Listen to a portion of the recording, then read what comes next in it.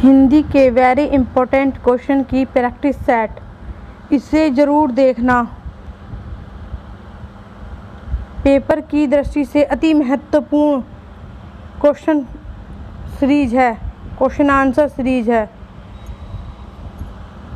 पहला क्वेश्चन, स्पर्श व्यंजन की संख्या कितनी है? जो स्पर्श व्यंजन होते हैं हिंदी में, कितनी है उनकी संख्या?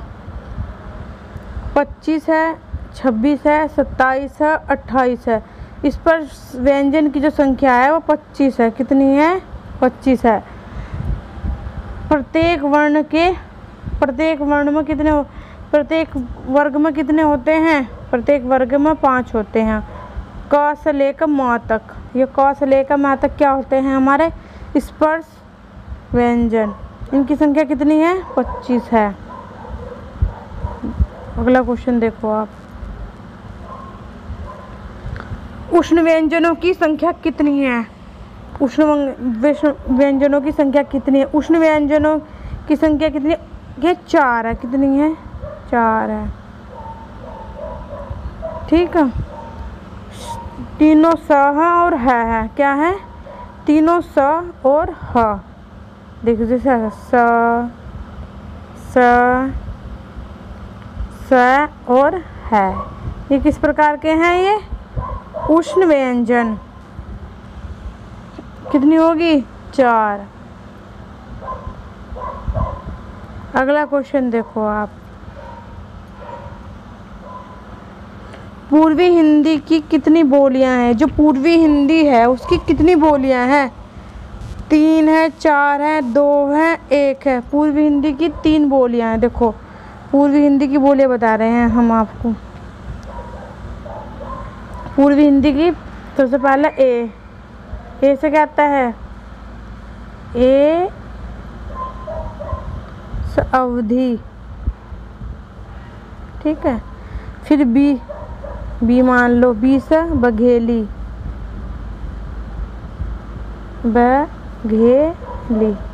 बघेली। और फिर सी से क्या है? छत्तीसगढ़ी।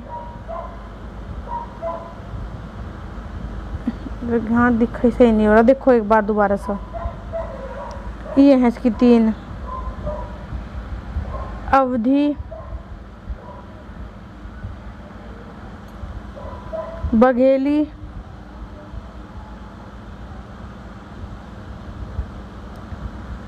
छत्तीसगढ़ी।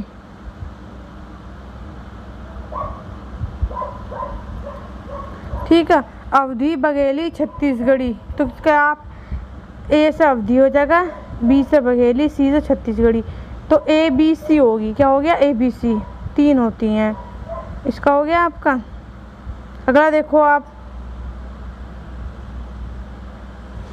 पश्चिमी हिंदी की कौन सी बोली है? जो पश्चिमी हिंदी है उसकी कौन सी बोली है? आपको ये बताना। पश्चिमी हिंदी की कौन सी बोली? अवधि है। आपको भी मैंने बताया अवधि कौन सी है? पूर्वी। मेवाती कौन सी है? राजस्थानी। जयपुरी कौन सी है? ये भी राजस्थानी है। खड़ी बोली कौन सी है? खड़ी बोली है हमारी पश्चिमी हिंदी। और खड़ी बोली के अंतर्गत कितनी भाषा आती हैं? खड़ी बोली के अंतर्गत जो ये खड़ी बोली को सर कोरवी भी कहते हैं। क्या बोलते हैं? कोरवी। और जो पश्चिमी हिंदी है, पश्चिमी हिंदी के अंतर्गत कितनी भाषा आती हैं? तो आप बताओगे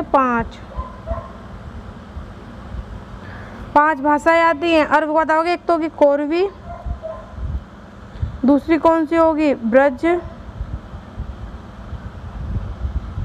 बुंदेली, जगह नहीं हो रही ना, बुंदेली, कोरवी, ब्रज, बुंदेली, हरियाणवी भी वहीं बोली जाती है। ठीक है, अगला क्वेश्चन देखो, टिकट घर किस प्रकार का शब्द है? आपसे पूछा गया जो टिकट घर है वो किस प्रकार का शब्द है? तद्भव होते हैं जो संस्कृत से आए हैं लेकिन हिंदी में प्रयोग हो रहे हैं। मतलब क्या हम प्रयोग हो रहे हैं? हिंदी में। और विदेशी जो विदेश से आए हैं, जो कहाँ से आए हैं, जो विदेश से आए हैं वो विदेशी, देशी जो देश से उत्पन्न हुए हैं। अस्टिकट संकर क्या होता है, संकर जो दो शब्द से मिलकर बना हो, एक शब्द ये है जैसा और एक शब्द ये दो शब्दों से मिलकर जो बना होता है उसे क्या कहते हैं, संकर। जैसे हो गया यहाँ से टिकट और ये हो गया घर, ये दो शब्दों से मिलकर, एक तो घर शब्द है और एक टिकट है, तो इनसे मिलकर, दोनों से मिलकर बना है तो क्या हो गया, संकर। तो टिकट के घर कैसा हो गया, संकर शब्द हो गया ये। अब देखो आप, कटोरा किस प्रकार का शब्द है, आपसे पूछा कटोरा किस प्रकार का शब्द है, तो आपको कैसे बताना आप, देशज मतलब देखो देश मतलब देश, और ज मतलब जन्मा, जो देश में जन्मा वो देशज होता है। जो संस्कृत के होते हैं, जो कहाँ के होते हैं, संस्कृत के होते हैं, उन्हें क्या बोलते हैं हम, जो संस्कृत के होते हैं उन्हें क्या बोलते हैं, तत्सम। और जो बाहर जो विदेश से आते हैं उन्हें विदेशी बोलते हैं हम। तो कटोरा किस प्रकार का शब्द है, ये देसी शब्द है, देशज है यो, ठीक है। अगला क्वेश्चन देखो, श्री कांता प्रसाद गुरुजी ने विराम चिन्ह, ये चिन्ह है, क्या है, चिन्ह। श्री कांता प्रसाद गुरुजी ने चिन्ह की संख्या कितनी बताई है। जो हम चिन्ह लगाते हैं, जैसे हो गया हमारा योजक चिन्ह, ये हमारा पूर्ण विराम हो गया, जैसे हम करते हैं ये हमारा अर्ध विराम हो गया, ऐसे करते हैं ना हम, ऐसे करके। और तो ये जो बताया गया है, ये विराम चिन्ह की जो संख्या कांता प्रसाद गुरुजी ने कितनी बताई है, 20 बताई है, 22 बताई है, 18 बताई है, 24, कितनी बताई है। तो आपको बताना कि 20 बताई है। कितनी बताओगे आप, कितनी बताई गई है, 20। आपको बताना कि 20 बताई गई है। अब क्वेश्चन देखो, अनुप्रास के कितने प्रकार हैं, अनुप्रास अलंकार के कितने प्रकार हैं, ये आपको बताना है। 2 हैं, 4 है, 5 है, 3 है। अनुप्रास के 5 प्रकार हैं। कितने प्रकार हैं, 5 प्रकार। जैसा आपको बताना है, लाटा अनुप्रास, लाटा, अंत्यानुप्रास, लाटा अनुप्रास, अंत्यानुप्रास। लाटा का उदाहरण कैसा होता है, लाटा का उदाहरण होता है जननी, जननी तू जननी, क्या है, जननी तू जननी। ये किसका है, ये ये जो अलंकार है किस अलंकार का उदाहरण है, ये लाटानुसार का। अंत्यानुसार क्या होता है, अंत्यानुप्रास में क्या होता है, जो शुरू में जो लाइन आती है, जैसे आया कबीर, जो लास्ट की जो पंक्ति होगी तो वहाँ भी कबीर ही होगा, तो इसका मतलब कौन सा हो जाएगा, अंत्यानुप्रास। अब अगला देखो इसका प्रकार, 6 का अनुप्रास। 6 का में क्या होता है, अनेक वर्णों की आवृत्ति 1 से अधिक बार होती है, तो वहाँ कौन सा अनुप्रास होता है, 6 का अनुप्रास। तो 6 का अनुप्रास बता दिया मैंने आपको, बढ़ते अनुप्रास बता दिया, अंत्य अनुप्रास बता दिया, लाटा अनुप्रास बता दिया, लाटा अनुप्रास, 6 का अनुप्रास। तो इसे 6 का मतलब जहाँ वर्णों की आवृत्ति, जो वर्णों की आवृत्ति होती है वो अनेक बार होती है। कितनी बार होती है, अनेक बार, ठीक है। वर्णों की आवृत्ति अनेक बार होती है। और फिर आता है श्रुति अनुप्रास। कौन सा,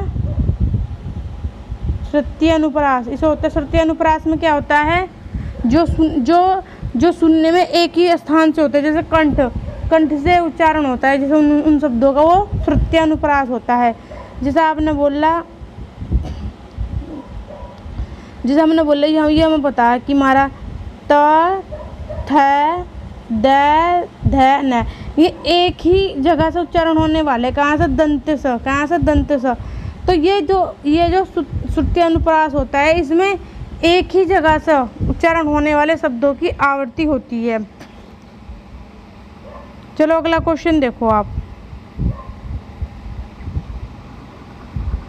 पावक का पर्यायवाची शब्द है, जो पावक है उसका पर्यायवाची शब्द बताना आपको। देखो पावक होता है, पावक का क्या होता है? आग होता है, आग होता है, अनल होता है, आग, अनल,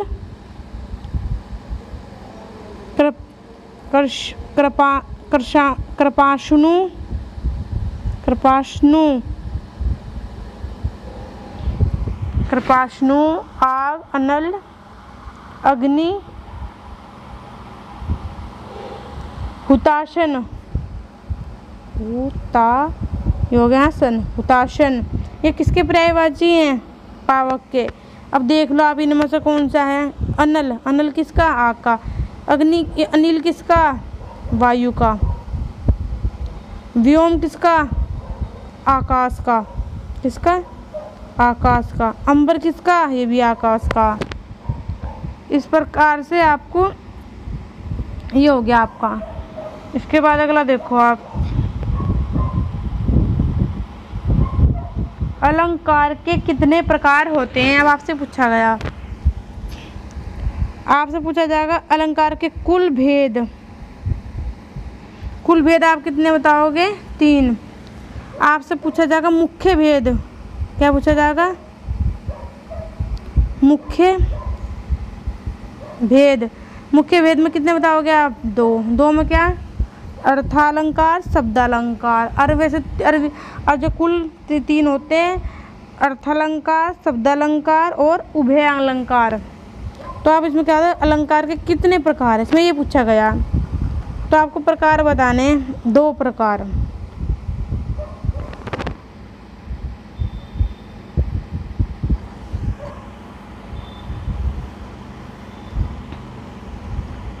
कमल का पर्यायवाची है। अब आपको कमल का पर्यायवाची बताना।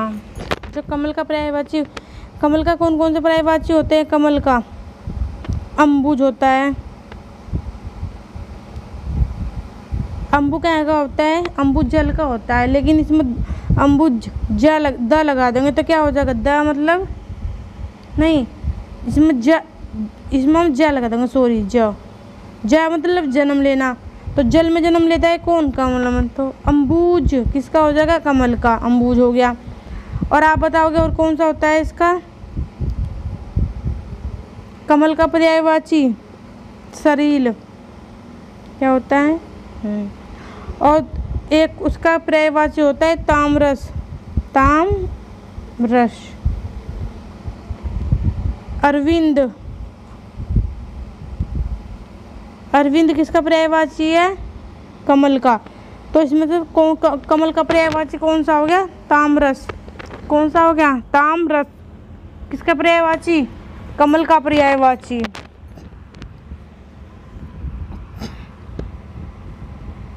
अगला देखो।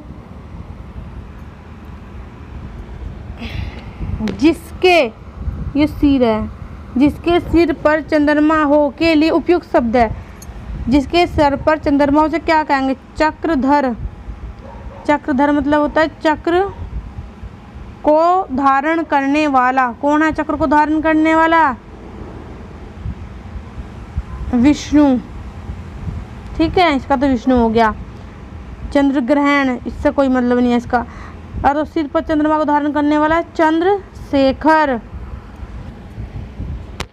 ठीक है, अगला क्वेश्चन देखो आप हमारे चैनल को लाइक करें, सब्सक्राइब करें। आप हमारे चैनल को सब्सक्राइब करें तो आपको अगले वीडियो की नोटिफिकेशन मिलेगी।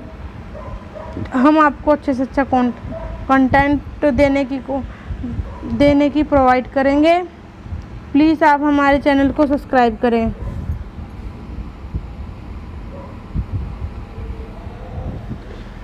उपकार में प्रत्यय का प्रयोग हुआ है। आपसे ये पूछा गया, जो उपकार है तो प्रत्यय का प्रयोग हुआ है, इसमें भी बताना।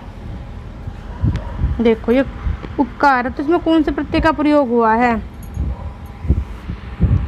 जो ये कार है इसमें प्रत्यय का प्रयोग होता है ना, तो कार तो इसमें मूल शब्द है, तो इसमें प्रत्यय का प्रयोग नहीं हुआ। इसमें क्या का प्रयोग हुआ? उपसर्ग का। आप लगा लो इसमें उपसर्ग। किसका प्रयोग हुआ? उपसर्ग का। तो किस उपसर्ग का प्रयोग हुआ? उप का। ये प्रत्यय नहीं है, ठीक है। इसमें क्या का प्रयोग हुआ? उप का, उपक का, कार का। इसमें उप का हुआ, ठीक है। प्रत्यय नहीं है तो है, ठीक है। उपसर्ग बताना था इसमें।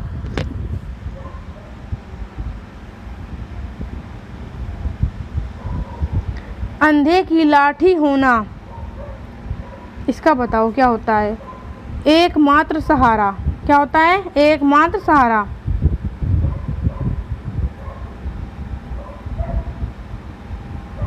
अगला क्वेश्चन देखो आप। संधि कितने प्रकार की होती है? संधि 3 प्रकार की होती है। व्यंजन संधि कितने प्रकार की होती है? व्यंजन, विसर्ग, स्वर। स्वर संधि के कितने भेद हैं?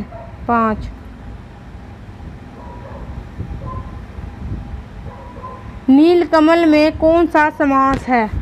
ये नील है, इसकी विशेष, कमल की विशेषता कौन बता रहा है? यो विशेषण है, यो विशेष्य है। तो जहाँ विशेषण और विशेष्य होते हैं वहाँ से कौन सा समास होता है? कर्मधारय समास।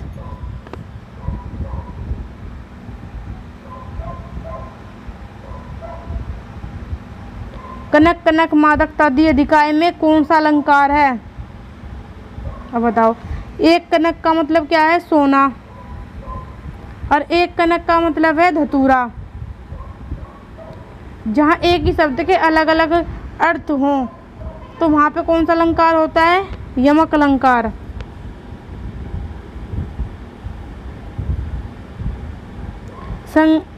श्रृंगार रस का स्थायी भाव है। श्रृंगार रस का स्थायी भाव बताना आपको।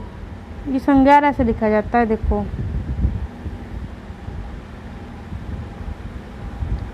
ठीक है। श्रृंगार रस का स्थायी भाव क्या है? यति या प्रेम? रति, रति, यति नहीं, रति या प्रेम।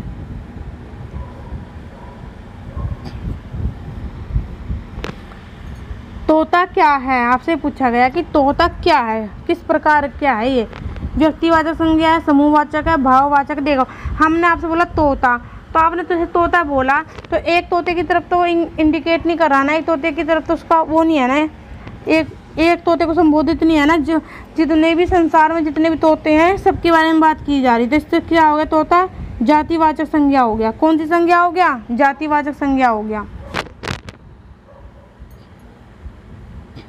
अब आपसे पूछा अध्यापक किस प्रकार की संज्ञा है? अब आपने अध्यापक बोला तो आपको जहाँ संपूर्ण जाति का बोध होता है, जहाँ पर किसका? जाति का बोध होता है, तो वहाँ जातिवाचक संज्ञा होती है। अब जितनी भी इस अध्यापक की जाति है सबका ज्ञान हो रहा हम, तो यहाँ से किस प्रकार की हो गया? यो जातिवाचक हो गया। और किसी एक व्यक्ति का, जैसे आपने बोला राम, तो सिर्फ आपने राम के लिए बोला, तो आपके यहाँ राम कैसे व्यक्तिवाचक हो जाएगा? समूह में क्या होता है? जैसे सेना हो गया, दल हो गया, ये कैसे हो गए? समूहवाचक हो गए। भाव, जैसे बुढ़ापा, ऐसे मिठास, ये क्या हो गया? भाव। भाव को सिर्फ महसूस किया जा सकता, छुआ नहीं जा सकता, ठीक है, वो भाववाचक संज्ञा होती है। अब आपसे पूछा गया सर्वनाम के कितने प्रकार है? सर्वनाम के 6 प्रकार है। कितने प्रकार है? 6 प्रकार है।